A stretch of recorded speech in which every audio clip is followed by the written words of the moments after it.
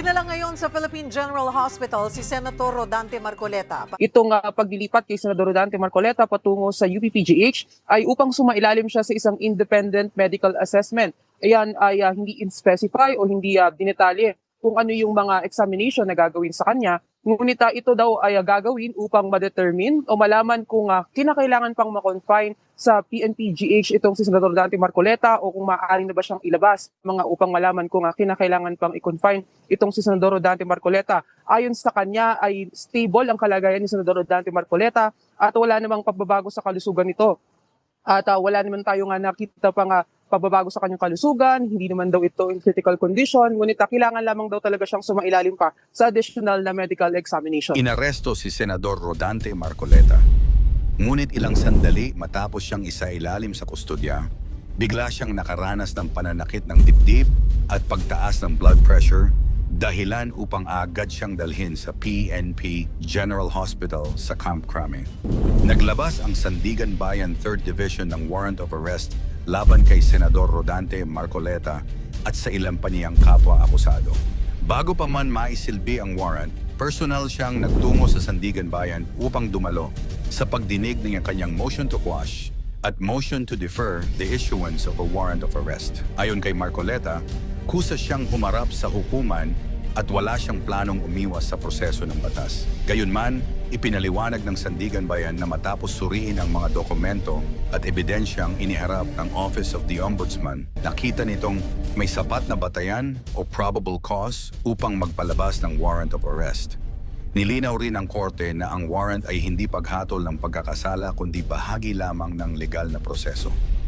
Ang kasong kinakaharap ni Marcoleta ay plunder, bukod pa sa hiwalay na kasong may kaugnayan sa umano'y paglabag sa pagbabawal sa pagtanggap ng ipinagbabawal na regalo o benepisyo ng isang opisyal ng pamahalaan. Ayon sa Office of the Ombudsman, iniuugnay ang kaso sa umano'y pagtanggap ng humigit kumulang 75 milyong pisong campaign-related funds noong Enero 2025 mula kay dating Congressman Mike Defensor at iba pang individual.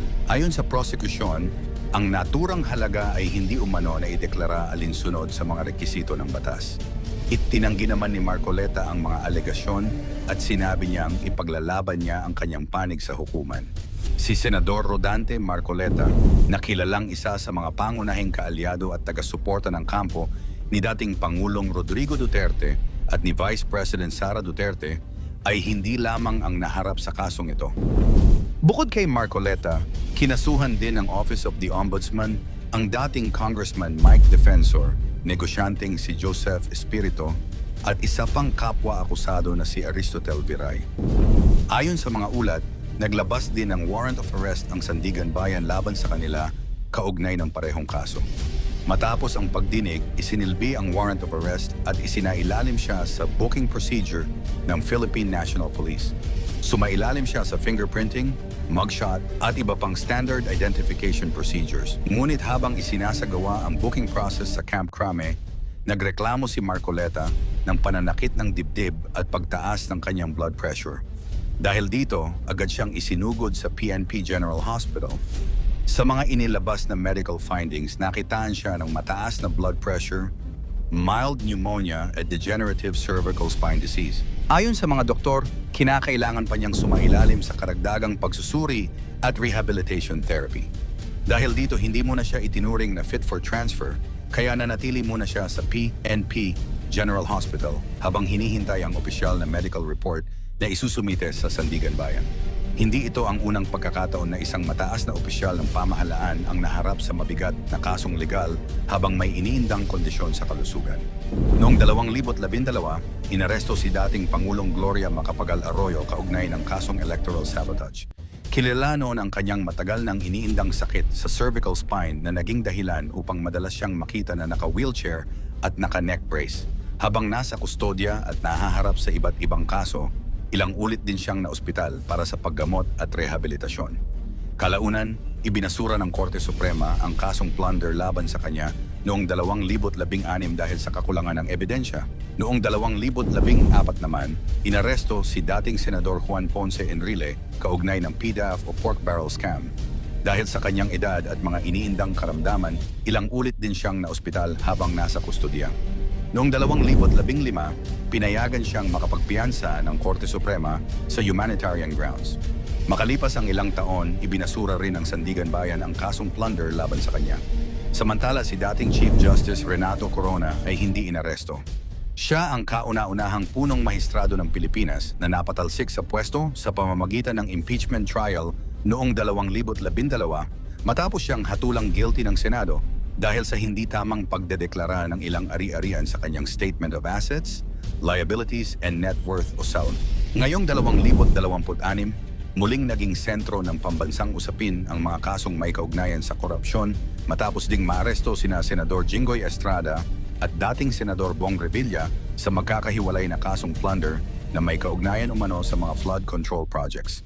Ayon sa mga reklamong isinampa, iniuugnay ang mga kaso sa umano'y irregularidad sa pagpapatupad at pagpopondo ng ilang flood control projects. Kapwa nila mariing itinanggi ang mga alegasyon at iginiit na haharapin nila ang mga kaso sa tamang proseso ng batas. Bilang mga Pilipino, naway magsilbing paalala ang mga pangyayaring ito sa kahalagahan ng matalinong pagpili ng mga pinunong ating iniluluklok sa pwesto.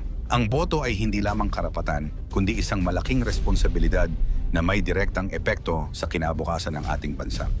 Naway ang bawat halal na opisyal, anuman ang kanilang partido o panig sa politika, ay magsilbi ng may katapatan, integridad at tunay na malasakit sa sambayanan. Ang paglilingkod sa bayan ay isang sagradong tungkulin, hindi isang pagkakataon para sa pansariling interes o sa anumang uri ng katiwalian. Sa huli, ang pinakamalaking talo sa corruption ay hindi lamang ang pamahalaan kundi ang bawat Pilipinong umaasa sa maayos na serbisyo, sapat na kabuhayan, at mas magandang kinabukasan para sa susunod na henerasyon. Parte ng Taiwan at pag-aari ng China? Naglabas ng isang kontrobersyal na pahayag ang ilang Chinese scholars na nagsasabing ang Batanes, ang pinakahilagang lalawigan ng Pilipinas, ay isa umanong natural geographical extension ng Taiwan. Dahil inaangkin ng Beijing na bahagi ng China ang Taiwan, iginiit ng mga scholar na dapat ding mapasailalim sa soberanya ng China ang Batanes.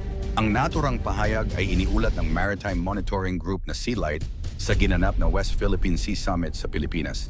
Ayon sa grupo, ang ideya ay tinalakay sa isang symposium na isinagawa sa Guangzhou, China, kung saan dumalo ang ilang eksperto mula sa iba't ibang Chinese academic institutions.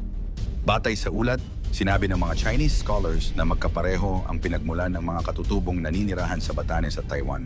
Dahil dito, iginiit nila na ang Batanes ay isang natural na extension ng Taiwan at wala umanong legal na batayan ang maritime delimitation sa pagitan ng Pilipinas at Japan na sumasaklaw sa bahaging malapit sa Taiwan Strait. Bagamat hindi ito opisyal na posisyon ng gobyerno ng China, mabilis itong naging usapin dahil sa posibleng implikasyon nito sa seguridad at soberanya ng Pilipinas. Agad namang tumugon ang pamahalaan. Mariing tinuligsa ni Defense Secretary Gilberto Teodoro Jr. ang naturang pahayag at tinawag itong kalokohan at walang anumang legal na batayan. Ayon kay Teodoro, hindi dapat balewalain ang ganitong uri ng mga pahayag dahil maaari itong magsilbing indikasyon ng mas malawak na layunin ng China sa rehiyon.